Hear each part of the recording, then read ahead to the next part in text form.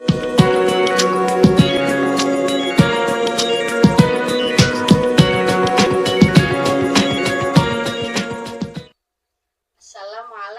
warahmatullahi wabarakatuh. Bagaimana kabarnya anak-anak hari ini? Alhamdulillah, semoga semua dalam keadaan sehat dan dalam lindungan Allah Subhanahu wa Ta'ala. Masih semangat hari ini? Agar lebih semangat, pembelajaran kali ini kita awali dengan menyanyi bersama lebih dulu ya. Kalau kau suka hati tepuk tangan, kalau kau suka hati bilang hore. Kalau kau suka hati, mari kita belajar. Kalau kau suka hati, bilang oke. Terima kasih. Untuk pembelajaran kali ini, Ibu Guru punya 3 kata kunci. Yang pertama, ayah. Yang kedua, ibu. Dan yang ketiga, guru. Kira-kira pembelajaran akidah kali ini akan belajar tentang apa ya anak-anak? Ya, betul sekali. Hari ini kita akan belajar tentang adab kepada kedua orang tua dan guru. Untuk materi akidah di fase E, di elemen adab kali ini, capaian pembelajaran yang diharapkan adalah peserta didik mampu membiasakan dan mengevaluasi sesuai dengan dalil dalam konteks yang global tentang adab kepada kedua orang tua dan guru, sehingga bisa menjadi pribadi yang peduli dan santun dalam kehidupan sehari-hari. Sebelum pembelajaran kali ini kita mulai, terlebih dahulu kita membaca basmalah bersama-sama ya. Bismillahirrahmanirrahim. Pada pembelajaran kali ini, kita akan memulai dengan mengetahui terlebih dahulu apa itu pengertian adab. Menurut bahasa, adab adalah norma atau aturan, sedangkan menurut istilah, adab adalah norma atau aturan mengenai sopan santun yang didasarkan atas aturan agama, terutama agama Islam.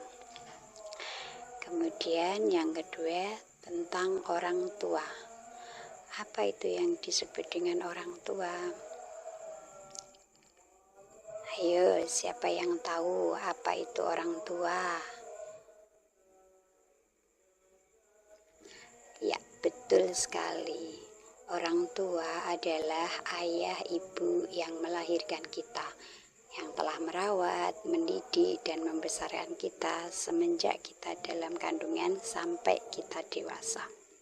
Jadi, adab kepada kedua orang tua adalah norma atau aturan sopan santun yang didasarkan atas aturan agama, terutama agama Islam, terhadap orang yang sudah membesarkan kita, merawat, serta mendidik kita.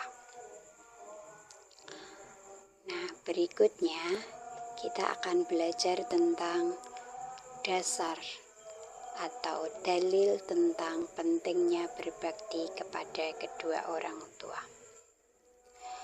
Banyak sekali ayat Al-Quran yang menyebut tentang perintah berbakti kepada kedua orang tua. Salah satunya ada di Quran Surat Al-Isra ayat 23.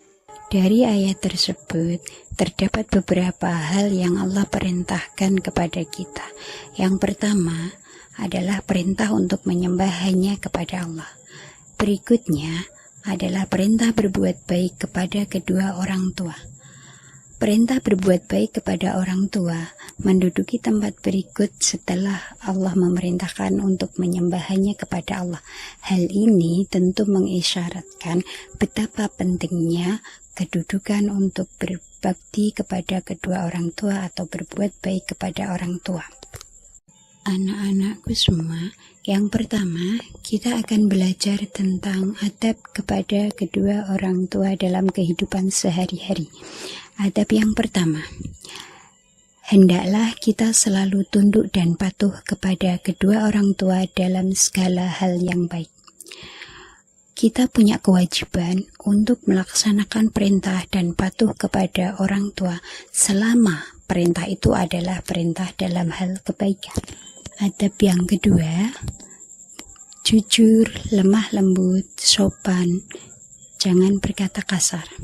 Kepada kedua orang tua, kita diperintahkan untuk berkata yang jujur, bersikap yang lemah lembut, sopan, serta jangan berkata yang kasar, sebagaimana yang dicontohkan dalam ayat tadi, misalnya berkata membentak, ataupun memaki.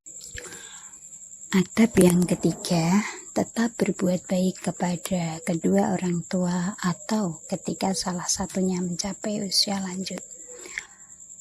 Perintah berbuat baik kepada kedua orang tua adalah berlaku selamanya. Jadi, bukan hanya pada saat orang tua masih muda, masih sehat, masih kuat saja ya anak-anak. Berikutnya, selalu berusaha bersikap dan bertutur kata yang menyenangkan hati orang tua.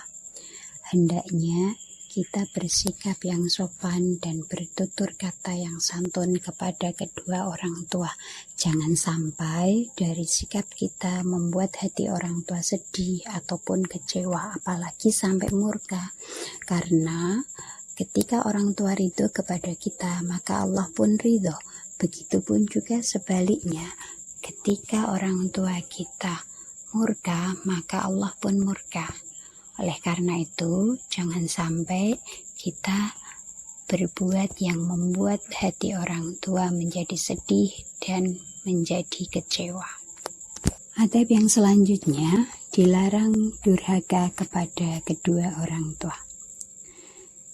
Seorang anak yang soleh dan solehah tentu tidak akan berani durhaka kepada kedua orang tua, karena perilaku berani ataupun durhaka melawan terhadap orang tua adalah termasuk perilaku dosa besar.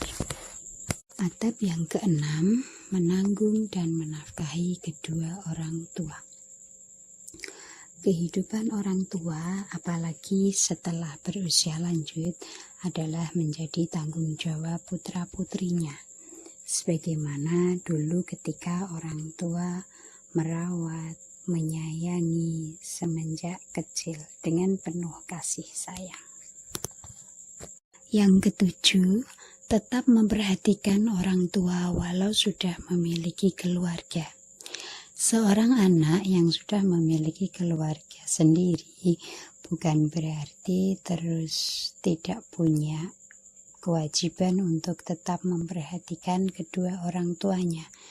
Tapi di sini anak tetap punya tanggung jawab untuk memperhatikan, mengasihi, merawat kedua orang tua dengan penuh kasih sayang.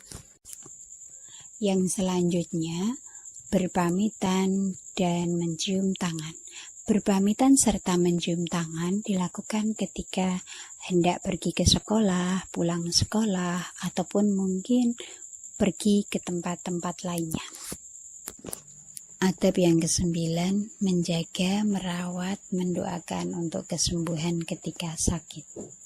Ketika orang tua sedang sakit, maka anak punya tanggung jawab untuk merawat orang tua. Misalnya, dengan mengantar periksa ke dokter, meminumkan obat, menyuapi makanan, serta tidak lupa untuk selalu mendoakan kesembuhan orang tua yang sedang sakit. Adab yang ke-10, senantiasa memanjatkan doa untuk kedua orang tua. Salah satu amal jariah yang tidak putus pahalanya adalah doa anak yang soleh. Oleh karena itu, hendaknya sebagai anak tidak henti-hentinya untuk selalu mendoakan atas keselamatan dan kebaikan orang tua. Selanjutnya, kita akan belajar tentang adab ketika orang tua sudah wafat. Yang pertama, menjaga hubungan baik dengan keluarga, sahabat orang tua. Walaupun orang tua sudah wafat, maka kita perlu untuk tetap menjaga hubungan baik dengan anggota keluarga daripada orang tua maupun sahabat di masa orang tua masih hidup. Tapi yang kedua, segera melaksanakan wasiatnya. Apabila orang tua telah wafat dan semasa hidupnya meninggalkan pesan ataupun wasiat untuk kita laksanakan, maka sebagai keluarganya hendaklah segera melaksanakan pesan ataupun wasiat tersebut. Adab yang ketiga, menyelesaikan segala urusan yang masih ditinggalkan. Apabila orang tua telah wafat dan mungkin semasa hidupnya meninggalkan urusan yang masih belum terselesaikan, semisal masalah hutang piutang dan lain sebagainya, maka kita sebagai anggota keluarga harus segera menyelesaikan segala urusan yang ditinggalkan oleh orang tua saat masih hidup tersebut. Adab yang selanjutnya, tidak berbuat sesuatu yang membuat sedih orang tua di alam kubur. Misalnya, setelah orang tua wafat, anggota keluarga berselisih paham, atau anggota keluarga berebut soal harta waris. Hendaknya perilaku ini dijauhi oleh setiap muslim maupun muslimah. Adab yang kelima, selalu mendoakan. Kewajiban mendoakan kedua orang tua bukan hanya saat orang tua masih hidup, tetapi juga setelah orang tua wafat, masih menjadi kewajiban anak untuk terus mendoakan kedua orang tua. Pembelajaran selanjutnya adalah adab kepada guru. Ada yang tahu siapa itu guru?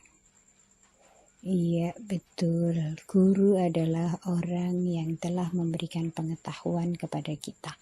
Orang yang telah mendidik, mengajar kita, sehingga kita menjadi tahu berbagai ilmu. Guru juga disebut sebagai orang tua kedua setelah orang tua kandung kita. Maka wajib hukumnya untuk kita berbakti kepada guru. Berikut adalah di antara bentuk adab terhadap guru. Yang pertama, ketika bertemu dengan guru, ucapkan salam dan cium tangan. Sebagai seorang murid yang soleh-solihah, maka ketika bertemu dengan bapak atau ibu guru, ucapkanlah salam, kemudian cium tangan, agar kita mendapatkan keberkahan dari beliau. Adab yang kedua, memperhatikan ketika guru sedang memberikan pelajaran. Ketika bapak atau ibu guru sedang memberikan pelajaran di dalam kelas, hendaknya sebagai murid kita memperhatikan penjelasan dengan penuh seksama agar kita bisa memahami materi yang disampaikan oleh bapak ibu guru serta mendapatkan ilmu yang berkah dan manfaat. Adab yang ketiga, tunjukkan rasa rendah hati dan hormat serta sopan santun kepada guru. Sepandai apapun atau sepintar apapun seorang murid, tidak akan ada gunanya ketika bersikap sombong, karena adab lebih utama ketimbang ilmu.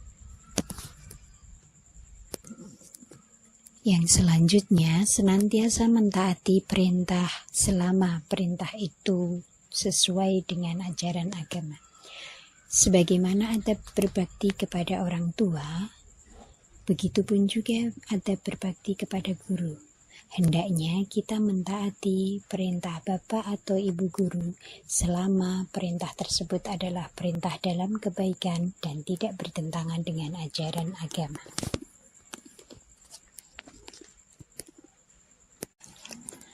Adab yang kelima, senantiasa menjaga nama baik guru.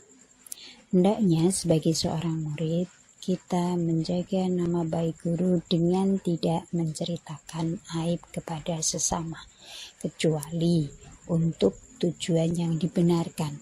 Misalnya, ketika kita diminta menjadi saksi untuk menegakkan kebenaran dan keadilan. Adab yang selanjutnya, menjenguk guru ketika sakit ataupun tertimpa musibah.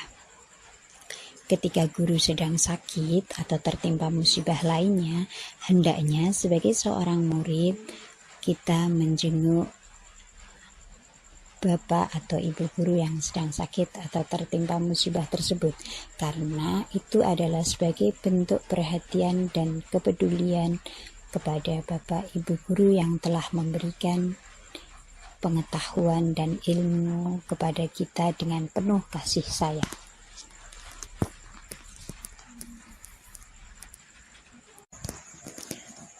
Adab yang ketujuh, tetap menghormati guru walaupun sudah tidak mengajar kita. Walaupun pada saat sekarang ini, bapak atau ibu guru tidak lagi mengajar kita, tapi kita tetap punya kewajiban untuk menghormati beliau, karena dari beliaulah kita pernah mendapatkan berbagai ilmu pengetahuan yang bermanfaat untuk kita di kehidupan saat ini dan yang akan datang. Nah, demikian tadi anak-anak pembelajaran pada hari ini tentang adab berbakti kepada kedua orang tua dan guru.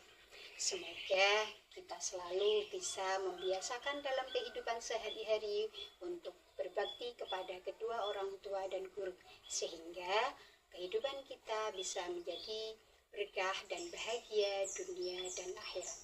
Sebelum pembelajaran kita akhiri, terlebih dahulu kita membaca hamdalah bersama-sama. Alhamdulillahirabbil alamin. Guru akhiri, wassalamualaikum warahmatullahi wabarakatuh.